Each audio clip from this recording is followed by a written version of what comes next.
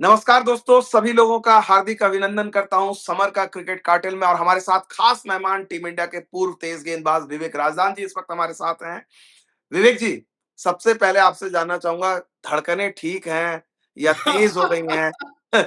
जो मैच मतलब यार, होपलेस मैच और किस तरह से ये मैच बन गया, क्या कहेंगे? First thought first.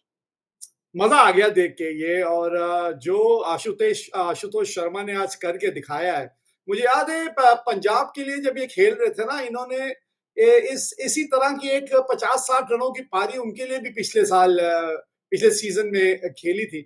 तो कमाल के खिलाड़ी हैं, कितना अपने आप को कूल रखा, कहाँ किस सिचुएशन पे वो टीम इनकी थी और वहां से पहले विप्रेश निगम के साथ वो साझेदारी और फिर 20वें ओवर तक मैच जब गया, नॉन स्ट्राइकर एंड पे खड़े थे। सोचिए क्या भावनाएं उस वक्त उमड़ के आ रही होंगी, क्या सोच चल रहा होगा कि आखिरी बल्लेबाज सामने मोहित खड़े हैं। और उसके बाद जैसे ही स्ट्राइक पे आए, आते संगी वो जो शॉट खेला इन्होंने और मैच जिताया, खास है भाई। यही मजा आता है इस युवा पीढ़ी और बेखौफ जो क्रिकेट इनका खेलने का एक अंदाज है ना, ये देख के मजा आ जाता है। तभी कहते हैं कि खुद ही को कर बुलंद इतना, खुद ही को कर बुलंद इतना कि हर तकदीर से पहले खुदा बंदे से खुद पूछे कि बता बता तेरी तेरी रजा। रजा, क्या तेरी बात है। रजा में ही मजा है। और ये जो और इन्होंने अपने आप को उन बुलंदियों पे लेके चले गए आज, और यही वजह है कि इनको मन चाहा जो है परिणाम मिला। तो विवेक जी, अगर मैं आपसे गुड बैड अगली पूछूं, सबसे पहले मैं पूछना चाहूंगा दिल्ली के लिए गुड क्या रहा? जिस तरह से उन्होंने मैच, क्योंकि बैड बैड एंड अगली तो काफी थे उनके लिए मैच में, अचानक आशुतोष ने वो पूरा गुड किया।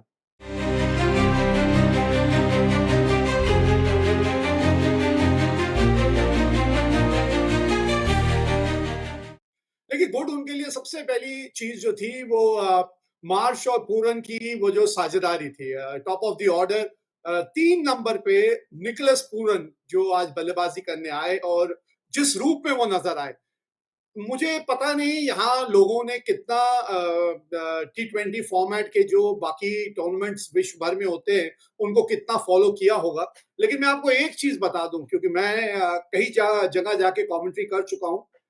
इस वक्त T20 क्रिकेट में सबसे खतरनाक अगर कोई बल्लेबाज है अपने दिन पे, निकोलस पूरन किसी के हाथ नहीं आते। और निकोलस पूरन की सबसे खास बात पता क्या है? वो सारे बड़े हिट ही लगाते हैं। उनको एक एक दो दो और बाउंड्रियां लगाना नहीं आता। He is a clean hitter of the cricket ball. तो इसलिए ये बाकी टीमों के लिए भी संकेत है कि भैया ये निकोलस पूरन को थोड़ा सा किस तरह से उसको पकड़ना है, इसके बारे में थोड़ा सा ध्यान दीजिए कि उनकी कहाँ कमजोरी है। तो ये तो सबसे बड़ा गुड था। बैड क्या रहा? मुझे कल भी अगर आपको याद हो विमल, तो हमने यही बातचीत की थी कि दिल्ली की के खिलाफ जो एलएसजी की गेंदबाजी है ना, वो मुझे बहुत कमजोर लग रही थी। यही मैंने कल भी आपको अगर याद हो बात की थी कि जी। मोहसिन है नहीं इनके पास, शार्दुल ओरिजिनली पिक नहीं हुए थे, अब आए हैं। और आज भी उनके 5 गेंदबाज तो देखिए, उसमें अनुभव तो कहीं था ही नहीं ना। अनुभव की कितनी कमी थी। और ऐसे फंसे हुए मैचों में आपको इस तरह का एक अनुभवी गेंदबाज होना बहुत जरूरी होता है। तो इसलिए ये जो है ना, ये काफी काफी जो था एक नेगेटिव रहा दिल्ली के खिलाफ, अगर एलएसजी की बात करें। विवेक भाई, समर का क्रिकेट कार्टेल है जहां पर हम और आप हैं, हर रोज अश्विन भाई नहीं होते हैं, लेकिन ऐश की बात जो है प्रोग्राम, उसमें ऐश की बात ना आए तो ऐसा हो ही नहीं सकता है। मैं जब ये प्रोग्राम रिकॉर्ड कर रहा हूँ, अश्विन भाई के मैं टेक्स्ट आ रहा हूँ और मैं चाह रहा हूँ आपको पढ़ के बता दूं, तमाम हमारे दर्शकों तक उनकी आवाज पड़े और उसके बाद डिस्कशन भी करेंगे। वो कह रहे हैं, रविचंद्रन अश्विन का कहना है, great stuff tonight by uncapped young guns. उनको बड़ी खुशी मिलती है, जो अनकैप्ड प्लेयर जो मिलते हैं, उन्होंने बड़ी तारीफ की है। दिग्वेश के बारे में उन्होंने कहा, अश्विन फॉलो करते हैं बड़ी तगड़ी, सीपीएल हो, दिल्ली प्रीमियर लीग, उन्होंने कहा कि दिग्वेश ने दिल्ली प्रीमियर लीग में काफी अच्छा किया है। निगम के बारे में वो बोल रहे हैं कि यूपी लीग में उन्होंने बड़ा अच्छा किया है। Siddharth has been the best bowler in the TNPL for 3 years now. और Ashutosh shaking off first season syndrome to pull on a classic for DC. Ashutosh की उन्होंने तारीफ की है। इसके अलावा रविचंद्रन अश्विन ने एक और बात, इंपॉर्टेंट बात कही है, Hemang Badani as a coach is having a resume that most coaches today will die for. ये जो है फर्स्ट थॉट फर्स्ट थॉट जो है रविचंद्रन अश्विन के शो पे। तो जो जो लोग ये बात कहते हैं कि अश्विन भाई कहाँ है, भाई अश्विन भाई प्रैक्टिस भी करें, उनकी प्रायोरिटी इस सीएसके को टूर्नामेंट जिताना है, उनकी भी घर वापसी हुई है। लेकिन घबराने की बात नहीं है, बीच-बीच में वो आएँगे, हमारे साथ आएँगे। तो ये बात जो अश्विन कह रहे हैं, अनकैप्ड प्लेयर वाली बात विवेक भाई, दोनों टीमों से अगर मैं आपसे पूछूं इस मैच के दौरान में आप कैसे देखोगे? सबसे ज्यादा आप इम्प्रेस किससे हुए? देखिए, सबसे ज़्यादा इम्प्रेस की अगर आप बात करें तो जैसे अभी आप अश्विन के बारे में बता भी रहे थे, जो उन्होंने अभी ट्वीट भी किया है। जिस तरह की गेंदबाज़ी, चाहे सिद्धार्थ की बात करें, चाहे आप दिग्वेश की बात करें। अब जो दिल्ली प्रीमियर लीग खेले थे पिछले साल, तो मैं तो वहाँ कमेंट्री कर रहा था, तो मैंने इन सभी को वहाँ गेंदबाज़ी करते हुए देखा है। बड़ा अच्छा पूल निकल के आ रहा है दिल्ली से, और दिल्ली प्रीमियर लीग से भी कई खिलाड़ी जो है उन्होंने अपनी एक पहचान पैदा की है। तो ये तो है ही, लेकिन आशुतोष और आप उसके बाद विप्रेज की एक खास बात है। विप्रेज देखिए, आज क्या होता है, जब कभी-कभी आपका ऐसा गेंदबाजी में दिन होता है ना, तो आप मायूस हो जाते हैं। अब विप्रेज का आपको वो 7वां ओवर अगर आपको याद हो, 25 रन आए थे, हाथ धो के पड़ गए थे बल्लेबाज उनके पीछे। तो उस आप उस वक़्त एक मानसिक तौर पे इतने टूट जाते हैं ना, कि आपकी सोच जो है ना, वो बहुत नकारात्मक हो जाती है। लेकिन उसके बावजूद जिस तरह की वो बल्लेबाजी करने आए, और जिस तरह का उन्होंने वो एक पार्टनरशिप की आशुतोष के साथ मिलकर, और वो भी उस वक़्त जब ऐसा लग रहा था कि टीम मैच से बाहर हो चुकी है। तो ये अपने आप में बहुत कुछ बताता है उस खिलाड़ी के बारे में, और उसकी मानसिकता के बारे में, कि कितना मजबूत है। क्योंकि कई बार ये देखा है कि एक विभाग अगर आपका इतना ज्यादा खराब अगर हो जाता है ना, तो फिर उसका कहीं ना कहीं असर आपके दूसरे विभाग में भी पड़ता है। ऐसा उन्होंने होने नहीं दिया। तो ये मेरे लिए आज बिल्कुल खास रहे, जिस तरह का प्रदर्शन रहा, और ये मैच जीती है, तो इससे तो बढ़िया कोई चीज हो ही नहीं सकती। एक और बात जो अश्विन ने की यहाँ पे, हेमंत बदानी के बारे में मैं आपको ये बताऊं कि अभी हाल में ही मैं जब कमेंट्री कर रहा था आईएल T20 में, अभी ये कुछ पिछले महीने की बात है, इन्हीं की टीम फाइनल जीती थी। और इन्होंने पूरा एक महीना जिस तरह से टीम को बना के रखा, जिस तरह से इनके इनकी प्लानिंग रहती थी, जिस तरह से खिलाड़ियों को मैदान में उतारा जाता था, ये अपने आप में एक बड़ी कमाल की चीज है। जिस रोल को इन्होंने अपनाया है, और उस रोल को जिस तरह से इन्होंने निभाया है, ये देखते ही बनता है। क्योंकि वहां पे दुबई कैपिटल्स इस साल की आईएल T20 की चैंपियन भी हुई, हेमंत बदानी उसी के साथ जुड़े हुए थे, और अब यहाँ आए हैं। ये आईपीएल की शुरुआत हुई है, और पहला ही मैच आप देखिए उस टीम ने क्या प्रदर्शन करके दिखाया है। अच्छा, लेकिन मैं एक चीज आपसे जानना चाहूंगा, अगर आप लखनऊ के डगआउट में बैठे हो, ठीक है ना? दिल्ली चेज कर रही थी और 7 रन पे 3 विकेट, फिर 50 के राउंड आधी टीम चली गई थी, रन रेट भी ऊपर जा रहा था। वहां से आप मैच जो है गवा जाते हो। ठीक है, एक्सेप्शनल बैटिंग की आशुतोष शर्मा ने, नो डाउट क्रेडिट दिए। अगर एलएसजी के पॉइंट ऑफ व्यू से देखें, क्या कप्तानी में चूक हुई या गेंदबाजों में चूक हुई? मतलब कहाँ आप कमी अगर आप ढूँढना चाहें तो कहाँ ढूँढेंगे? भले ही 1 विकेट की जीत रही है। एरर, मार्जिन ऑफ एरर बहुत कम था, बट स्टिल अगली क्या था एलएसजी के लिए? उनकी गेंदबाजी, विमल, बहुत काम करना पड़ेगा। क्योंकि आप एक तो देखिए, आपके पास कोई भी फॉरेन प्लेयर तो है ही नहीं। आपके जितने गेंदबाज थे सारे ही इंडियंस थे। अब इंडियन में भी आप देखिए, शार्दुल ठाकुर पहला चॉइस किसी टीम के भी नहीं थे। उसके मोहसिन के अनफिट होने की वजह से शार्दुल आए, और बाकी भी जितने भी गेंदबाज आपने आपने देखे एलएसजी में, अ, बहुत ही कम अनुभव है उनको, उनके पास।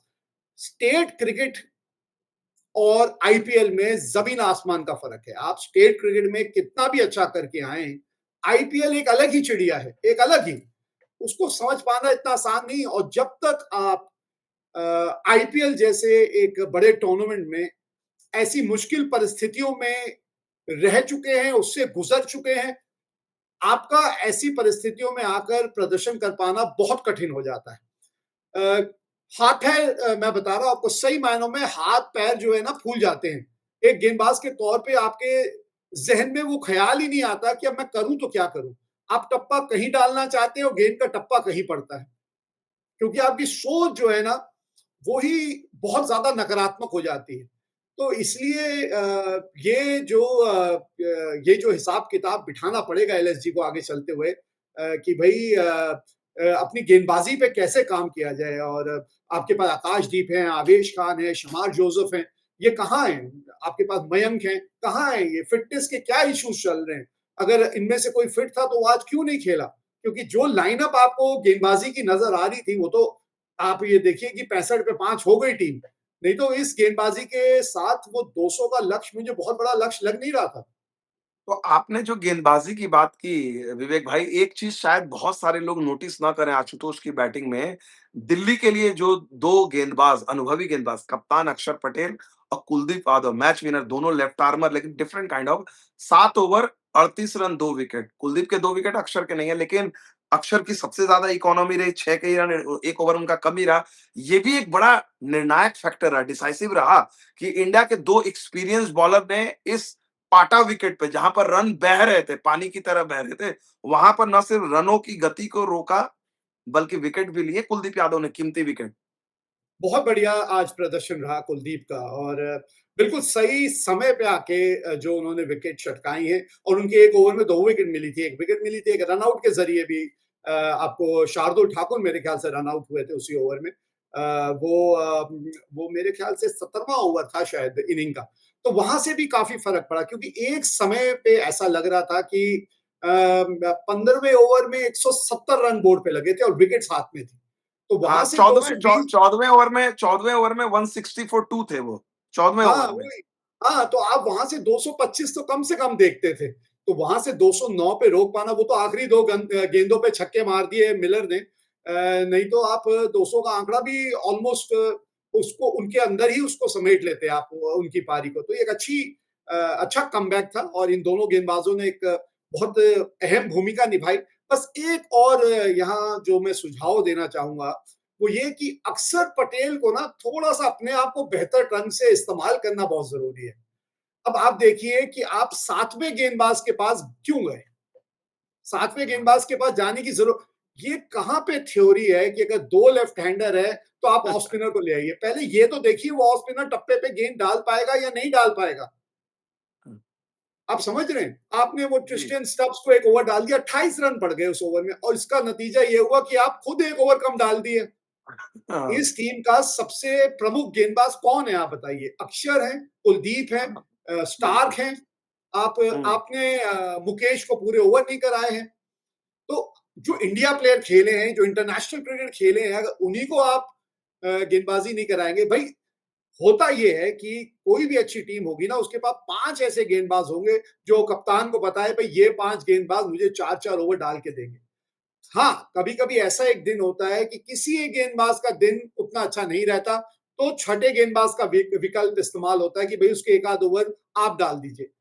7वें गेंदबाज के पास जाना और फिर आपका जो प्रमुख गेंदबाज कप्तान खुद है, वो 1 ओवर कम डाले। तो ये बात जो है ना मुझे थोड़ा-सा हज़म नहीं आई। ये बात अलग है आप मैच जीत गए और सब चीज़ें जो हैं वो धुल जाती हैं, एक बार आप जीत जाते हैं। लेकिन इस पे थोड़ा ध्यान देना होगा आगे चलते हुए। बहुत उम्दा बातें आपने कही हैं कि भई ये ऐसा मौका, भले ही आप जीत में, आपको भूलना नहीं चाहिए क्या मिस्टेक हुई है, और बहुत सारे दर्शकों को ये बता दें कि आईपीएल भले ही रोमांचक क्रिकेट होती है, आखिरी गेंद पे नतीजा जाता है, 18वां सीज़न है सिर्फ विवेक भाई, इससे पहले 4 मैच हुए हैं जहाँ 1 विकेट से नतीजा तय हुआ है। ये 5वां मैच है, तो ये दिखाता है इवन इफ आईपीएल में इतने क्लोज कॉन्टेस्ट होते हैं, ये बहुत ही क्लोजेस्ट था, और इसलिए मैं वहां पर अब आपसे आऊंगा दोनों टीमों की तरफ से, जो एमवीपी हम लोग बोलते हैं। आपके हिसाब से दोनों टीमों की तरफ से कौन कौन है? भले लखनऊ की टीम हार गई है, जो एमवीपी का मतलब मोस्ट वैल्यूएबल प्लेयर, जो 1-2 ओवर में मैच को बदल दे, ये आप कैसे देखोगे? दोनों टीमों से एक एक खिलाड़ी अगर आप चुने, दिल्ली के लिए तो आसान है, लेकिन लखनऊ से? लखनऊ से मुझे लगता है जैसे मैंने पहले भी कहा ये निकोलस पूरन जो है ना, ये आगे चलते हुए भी इन पे थोड़ा-सा नज़र बना के रखेंगी बाकी भी टीमें क्योंकि ये जिस दिन चलते हैं ना उस दिन ये खूब ही चलते हैं और ये मोस्ट वैल्यूएबल प्लेयर हैं। इस इनिंग में अगर आप देखें ये टीम जो 200 का आंकड़ा पार करने में कामयाब हुई है, बेशक उनको एक मौका ज़रूर मिला था, ही गॉट अ लाइफ जब मेरे ख्याल से 16-17 पे ही थे। लेकिन जिस दिन ये चलते हैं ना, आम तौर पे टीमें 200 का आंकड़ा पार करती हैं और आज भी जो 209 रन बोर्ड पे लगे हैं ना, उसकी बहुत बड़ी वजह थी वो निकोलस पूरन की पारी। तो निकोलस पूरन जो है वो अगर आप लखनऊ की टीम के लिए कहें और दिल्ली की टीम के लिए तो बात करने की ज़रूरत ही नहीं है। जो अंत में खड़ा होके 20वें ओवर में मैच जिता देता आपको, उससे ज़्यादा वैल्यूएबल प्लेयर आपके लिए कौन होगा? और निश्चित तौर पर और एक चीज़ जो है हमने अक्षर पटेल की बात की, आपने कप्तानी की, उनकी थोड़ी-सी टैक्टिकल जो चीज़ें थी उसकी तरफ पॉइंट आउट किया, लेकिन हमें भूलना नहीं चाहिए बॉलिंग उन्होंने एक तो अच्छी की, बैटिंग में भी अक्षर ने कप्तान के तौर पे जिस समय वो आए प्रेशर बन रहा था 11 गेंदों पे 22 रन, उनकी भी जो कैमियो थी, मैच के कॉन्टेक्स्ट से बड़ी इंपॉर्टेंट रही। उन्होंने कम से कम एक अच्छी चीज़ रही है, अपनी गेंद और बॉल का जो फॉर्म है इंडिया वाला, उसको लेकर आए, उस पर कप्तानी का असर नहीं पड़ने दिया, ये बड़ी अच्छी बात है।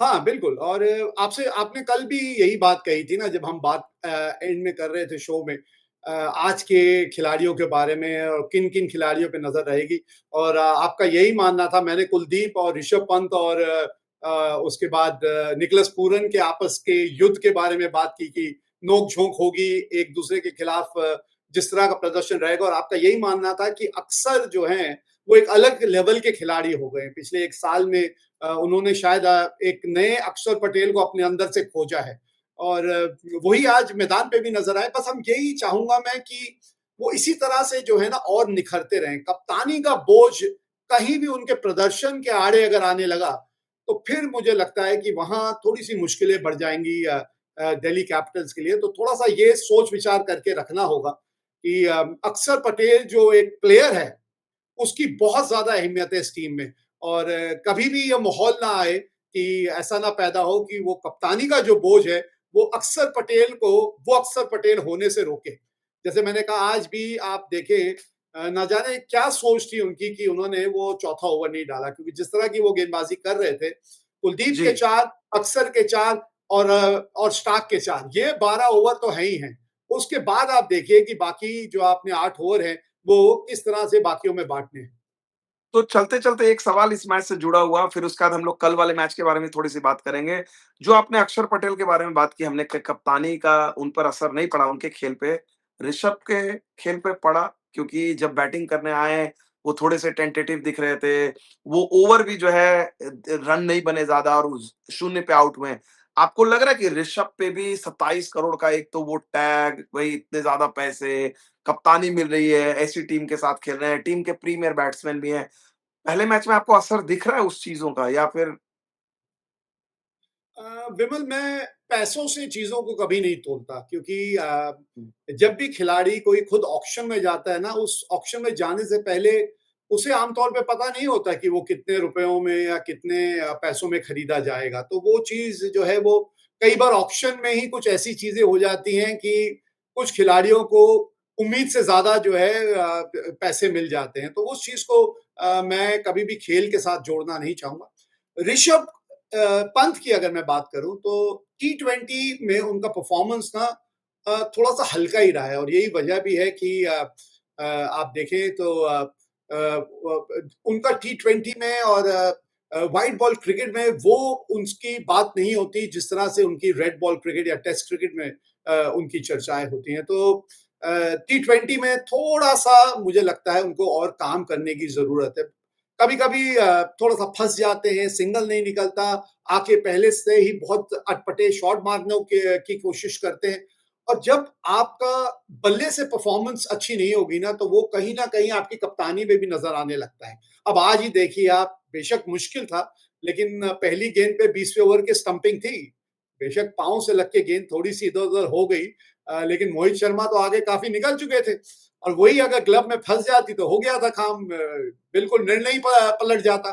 तो वो थोड़ा-सा उसका बैलेंस बनाए रखना बहुत ज़रूरी है। ऋषभ एक बहुत होनहार खिलाड़ी हैं और जहाँ से वो जो कुछ उन पे बीता है और जहाँ से वो अब तक वापस पहुँचे हैं, ये अपने आप में एक कमाल की बात है। बहुत कुछ ये बयाँ करता है उस खिलाड़ी के बारे में और उस खिलाड़ी की मानसिकता के बारे में कितना मजबूत है वो खिलाड़ी। लेकिन फील्ड के ऊपर अब कितनी बातें कर सकते हैं ना क्योंकि अब बातों को प्रदर्शन में तब्दील करना वो बहुत ज़रूरी है। वो दम ही क्या दम जो हम सुने सिर्फ़ अफ़सानों में, वो दम ही क्या दम जो हम सुने सिर्फ़ अफ़सानों में, है दम तो दिखा वो अपने कारनामों में। तो अब वो वाह! कारनामों में वाह! वो दम दिखना बहुत ज़रूरी है क्योंकि अफ़साने तो बहुत हैं। उनके बारे में कोई भी ऐसा जना नहीं होगा या कोई भी ऐसा खिलाड़ी नहीं होगा जो उनके बारे में अच्छी बातें नहीं करेगा, उनके खेल के बारे में, उनके स्वभाव के बारे में। लेकिन अब टाइम है कि थोड़ा-सा मैदान पे भी वो ऋषभ पंत खास तौर पे इस फॉर्मेट में नज़र आएँ। बहुत ही शानदार बात कही है और अब आखिरी सेगमेंट में हम लोग पहुँच चुके हैं।